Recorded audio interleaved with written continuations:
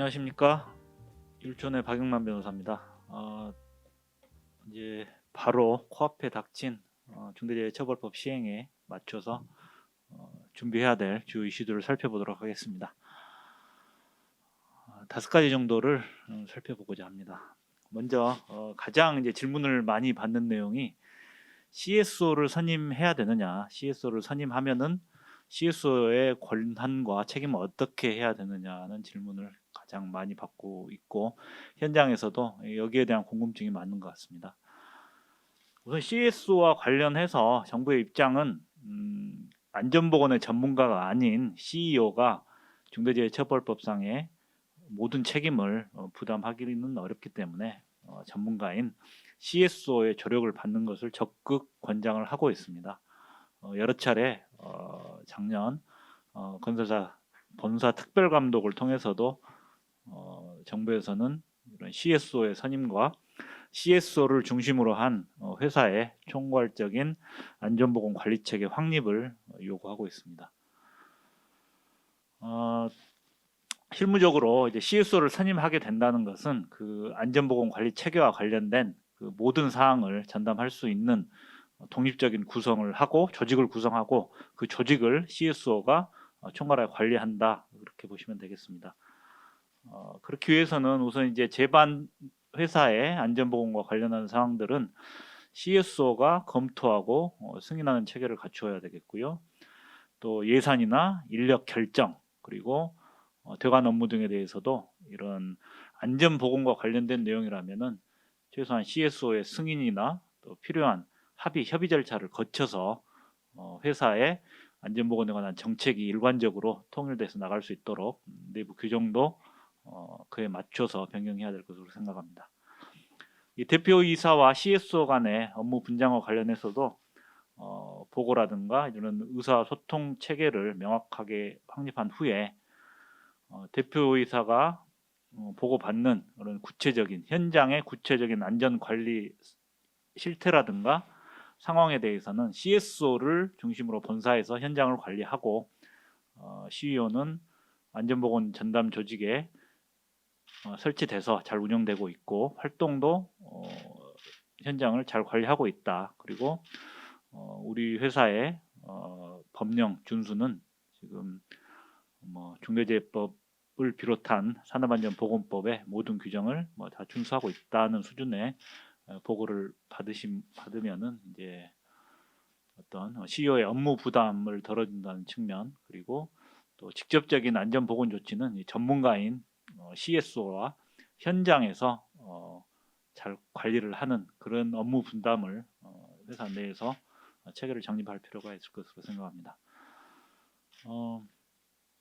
이제 CSO를 선임하고 이 CSO가 그 중대재해법에 규정된 대로 안전보건에 관한 권한을 실제적으로 충분히 부여받아서 이행을 한다면은 CSO도 대표이사에 준하여 안전보건을 담당하는 경영자의 책임자에 해당할 수는 있습니다. 다만 그렇다고 하더라도 현재 해석상으로 CEO가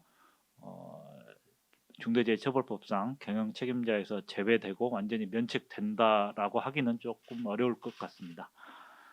우선 법의 목적, 입법 취지 자체가 기업의 최고 의사 결정자가 좀 안전보건에 관한 관심을 가지고 현장의 안전 상황을 점검해야 산재가 줄어들 것이다라는 판단이 있었고, 그리고 산업안전보건법 상으로도 대표이사가 회사의 안전보건 계획을 수립해서 이사회에 보고를 하는 의무를 규정하고 있습니다. 또 이 내용은 중대재해처벌법상의 대표이사 혹은 경영 책임자가 해야 할 안전보건 확보 의무의 내용과 중첩이 됩니다. 따라서 이 경영 책임자의 이런 정의와 관련해서는 이 떠눈의 의미는 일단은 현재로서는 정부의 해석대로 중첩적인 의무로 일단 해석을 하고, 대표이사도 적절한 수준에서 현장의 안전관리 상황에 대해서 CSO를 통해서 보고받고 총괄적인 상황을 파악함으로써 이러한 법 시행에 대비할 필요가 있을 것으로 생각합니다. 다음으로는 그 예산과 관련해서 또 질문이 많이 하시는데요. 뭐 제정안에, 법률 제정안에, 시행령 제정안에 재해 예방에 필요한 적절한 예산이었다가 결국 이제 필요한 예산으로 이제 기준이 바뀌긴 했습니다. 현재 그 법령상 그 안전보건 관련 예산에 대해서 저희들이 참조할 만한 기준은 그 산업안전보건법에 따른 건설업 산업안전보건관리비 계상 사용 기준입니다. 고용노동부 고시에 따르면은 여기에서 건설공사의 산업안전보건관리비는 통상 전체 공사 금액의 약 1 내지 3% 정도를 사용할 수 있게 하고 있고, 그 사용 가능 항목은 뭐 안전관리 인력의 인건비라든가 안전시설, 보호구, 뭐 교육비, 건강관리비 등이 있고, 현재도 건설사 본사에 안전 전담 조직이 있는 경우 본사에서도 이 산업안전보건관리비를 사용할 수 있게 규정을 하고는 있습니다. 그리고 이제 사용 제외 항목으로는 현장 작업자의 안전과 직접적인 관련이 없는 어떤 건축 시설물, 건축물의 구조 안전이라든가 품질 관리, 뭐 방역 비용 이런 것에 대해서는 산업안전보건관리비에서 포함이 안 되는 것으로 지금 규정을 하고 있습니다. 또 전담 조직이 없거나 뭐 조직이 있다고 하더라도 이런 그 인력이 안전을 전담해서 안전 업무를 담당하지 않을 때는 또 사용할 수 없게 하고 있습니다. 기존에 이런 산업안전보건관리비의 어떤 액수라든가 규모라든가 그 용도를 일단 참조를 해서 법 시행 이후에도 이런 산업안전보건관리비 안전관리비 내용을 좀 준비를 할 수는 있을 것 같습니다. 다만 그 작년 특별감독 결과에서 산업안전보건관리비는 되도록이면은 현장에서 건설업의 경우입니다.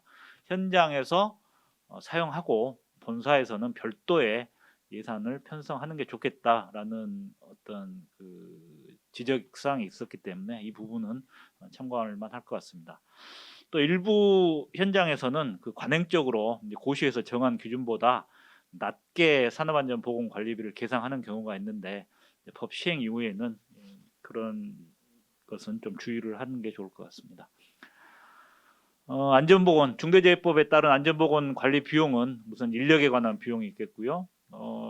기존 고시상으로는 비전담인 경우에는 인건비에서 제외를 하고 있지만은 비전담이라고 하더라도 안전보건 전담 조직을 구성할 의무가 없는 기업에서는 이런 안전보건 담당자의 다른 업무와 겸임하는 담당자의 인건비도 역시 일부는 안전보건 관리 비용에 해당할 것으로 생각이 되고, 그다음으로 이제 생산 시설이나 장비도 물론 이제 안전 관련 비용으로 볼 수 있을 것으로 생각을 합니다. 시설이나 장비를 개선하는 것이 물론 이제 품질 향상이라든가 생산량을 증대하는 효과도 있지만은 또 새로운 기계나 설비가 당연히 안전에서도 우수할 수 있기 때문에 그러한 비용도 안전관리 비용으로 볼 수 있고, 다만 이런 안전 투자로 우리는 평가했다, 이걸 안전 비용으로 계산하겠다라고 한다면은 그에 대한 내부적인 검토 자료 등을 좀 문서로 남겨놓을 필요가 있을 것으로 생각합니다. 다음은 이제 협력업체와 관련한 내용입니다. 법에서도 이제 협력업체의 산재 예방 능력을 평가하는 것을 이제 중요하게 법령에서도 규정을 하고 있기 때문에 우선 그 협력업체와 계약을 맺을 때도 충분한 안전보건 관리 비용을 지급을 해야 될 것이고요. 또 이러한 비용의 적정성을 정기적으로 최소한 1년에 한 번 정도는 뭐 안전부서와 군매부서와 함께 이런 절차를 거쳐서 논의를 하고 그 결과를 문서로 남기는 게 좋을 것 같습니다. 기존에 이제 최저 입찰제 하에서는 이제 안전보건 관리비가 전체 도급비에 포함되어 있었지만은 앞으로는 별도로 그 비용을 명시하고 최소한 물가 상승률만큼은 매년 그 관리비의 인상에 적용을 하는 게 좋을 것 같습니다. 그리고 조선업과 건설업에 관해서는 지금 공사 기간을 선정을 하게 되어 있는데요. 최근에 국토교통부에서 공공건설공사의 공사기간 산정 기준을 제정해서 고시한 바 있습니다. 여기에서는 이제 계약을 할 때 공사기간 산정 근거를 명시하고 그 적정성 심의하고 또 시공자가 혹은 시공자가 연장 요청할 때는 협의 절차를 거치고 필요하면 전문가의 자문을 받고 하는 이런 이제 내용들이 있기 때문에 민간에서도 이런 고시를 참조를 해서 적절한 현장 관리 절차를 갖춰야 될 것으로 생각합니다. 그리고 협력업체가 작업 수행을 하면서도 안전을 관리를 잘 하는지 안전보건 협의체 등을 통해서 의견을 청취를 하고 또 협력업체가 뭐 요청을 한다면 그 요청을 받아서 최소한 뭐 안전보건 교육을 지원하는 절차도 갖출 필요가 있을 것 같습니다. 그리고 이제 시행령상 직업병과 관련해서도 직업성 질병과 관련해서도 그 직업성 질병을 일으킬 수 있는 유해 물질에 대해서는 반드시 문서로 협력사에 정보를 제공하는 게 필요할 것 같습니다. 기존의 이 의무는 기존 산안법상의 의무이기 때문에 중대재해법에서 시행을 앞두고도 반드시 이건 지켜야 될 것으로 생각합니다. 그리고 협력업체가 안전관리를 잘하는지 정기적으로 이런 각 부서가 합동으로 평가를 하고 그 평가 결과를 가지고 거기에 일정 기준에 미달하는 업체는 반드시 이런 탈락시키는 절차를 가지고 실제로 또 탈락시킬 수도 있어야 회사의 협력업체 관리가 제대로 될 수 있다는 평가를 받을 것으로 생각합니다.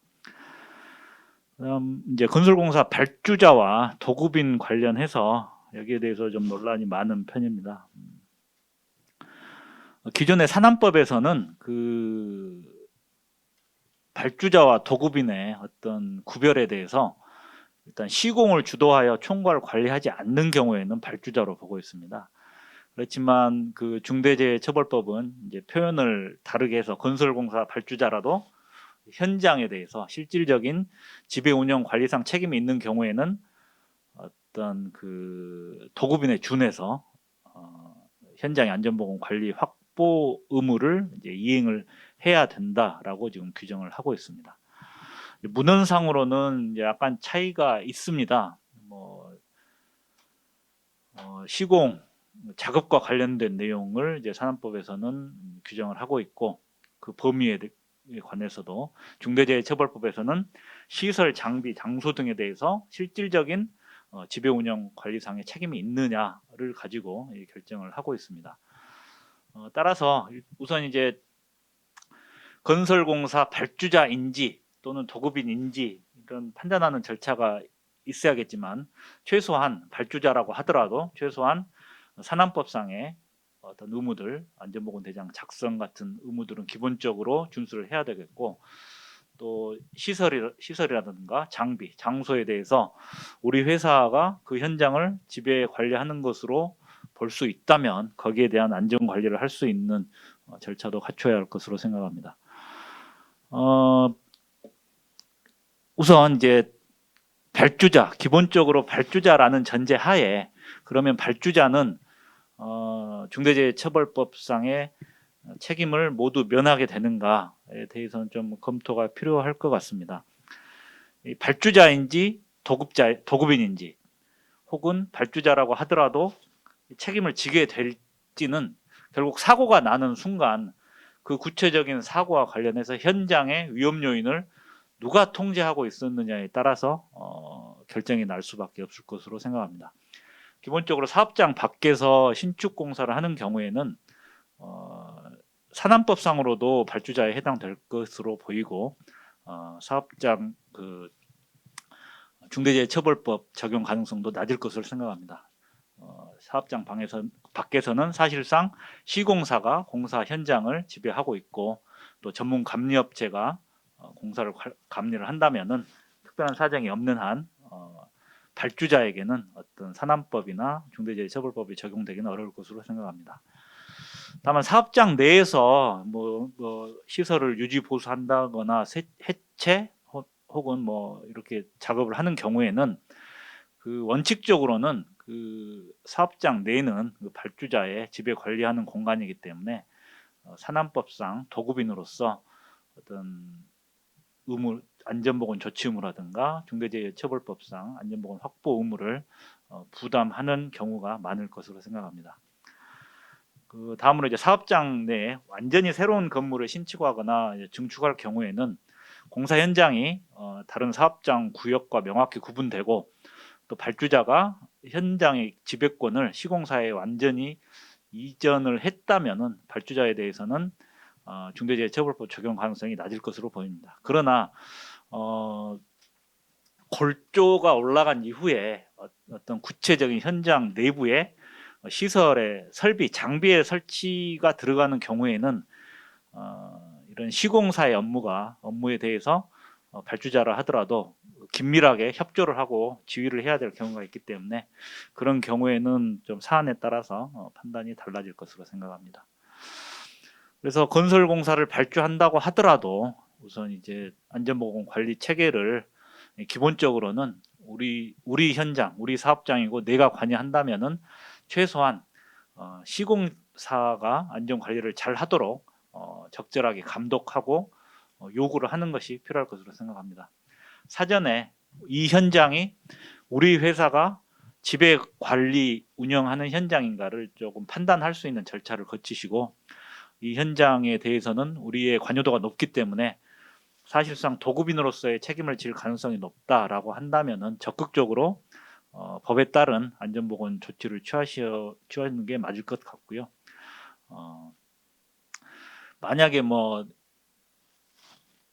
명확하지 않다라고 하더라도 이건 이 현장을 실질적으로 지배 관리 운영했는지는 결국은 이제 사후적으로 판단할 수밖에 없습니다. 따라서 사전적으로 나중에 어떻게 될지를 모른다고 하더라도 나중에 의무가 없었습니다라는 판단을 받더라도 의무가 없었지만 우리는 최대한의 우리가 할 수 있는 안전 관리를 했고 시공사에 이것을 요구했습니다라는 것을 가지고 어떤 법적인 책임이나 위험이 증대될 것으로는 생각하기 어렵습니다. 다만 그 시공사에 대한 관여를 하더라도 안전한 작업, 안전한 조치에 대한 것이 아닌 작업의 구체적인 공정이라든가 시설, 장비에 대한 어떤 지배권을 행사하는 것은 조금 주의를 해야 될 것 같습니다. 최소한 그 안전보건 담당 조직이 안전보건 조치에 대해서 시공사에 요구를 하고 또 그러한 것에 대해서는 이거 현장의 안전을 지키기 위한 조치라는 점이었다라는 것을 명확하게 남기는 것이 필요할 것 같습니다. 다음 이제 과로사와 관련해서는 뭐 여러 차례 말씀드렸습니다만은 기본적으로 과로사도 이 중대재해에 해당할 수 있다라고 보고 있는 것 같습니다.